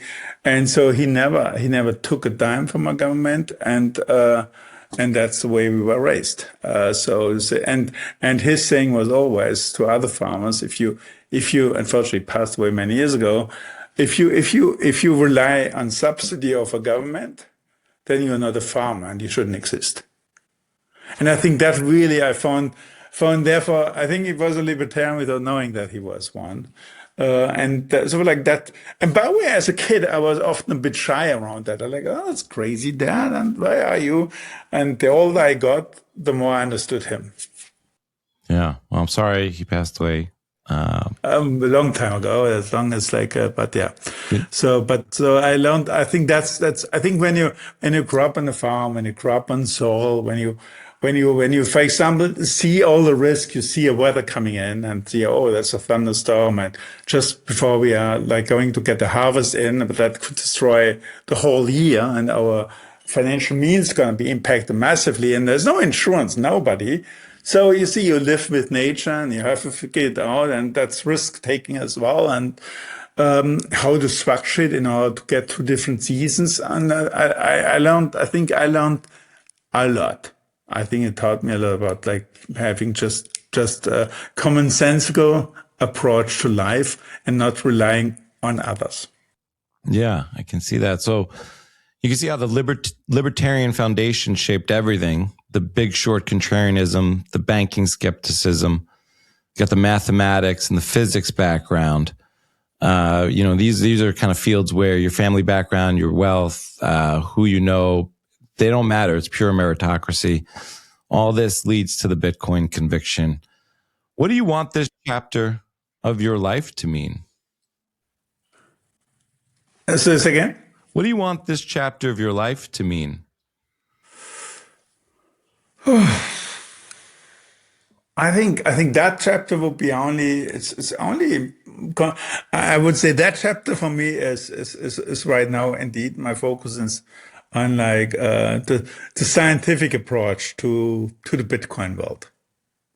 That's I think what it is. That's what I'm most intrigued by, and to say, well, and to say, listen, that's what something we worked on as one of the first people, and ultimately people now talk about that more and more. Again, it's Giovanni Santostasi, and who had the idea many years ago. So I encourage everybody to follow and watch him, and Stephen Perino. Both are astrophysicists and great minds. So that's I think is right now that's my that's sort of like my chapter on Bitcoin, my chapter of life currently. Well, I can't wait to read that one. I'll have to have those guys on the show as well. This is an incredible conversation, Pius. I'll leave it to you to let people know where they can find you, your work, and any parting words you'd like to share. Sure. Like I'm easy to find. I'm sort of like active on X, Pius, Pius, the banker. So like at Pius Sprenger. So like it's very simple. And that's like I tend to write mostly in English. Actually, 95% is English, and not only Bitcoin, but I would say a huge part of that. And it's already, of course, influenced massively by the power law. But other ideas as well. And once in a while, taking a bit of swing against like Wall Street entering the Bitcoin market and taking a lot of heat for that one. But I take a bit of a contrarian view. All right. Well, I can't wait. Thank you so much. This has been so dope. Thank you very much, Centric. Thank you. Thank you. Hey. And that's a wrap on this one. If this conversation added value, share it with one person who needs to hear it. That is how the Bitcoin Matrix, where critical thinkers meet, grows. Huge thanks to our sponsors, Stampseed, Firefish, Club Orange, and Camp Nakamoto. These are companies and products I personally use and believe in. Please support them so they can keep supporting the show. Links and codes for all of them are in the show notes. Not on Fountain yet? $5 a month gets you every episode a full day early, completely ad-free, or $1 per episode after early access. Follow me on X. I'm at Said Youngelman. The show is at _Bitcoin Matrix. We're in the conversation every single day. The Matrix is real. Keep on stacking. Keep your head on a swivel. Spend your time well. And thank you for listening.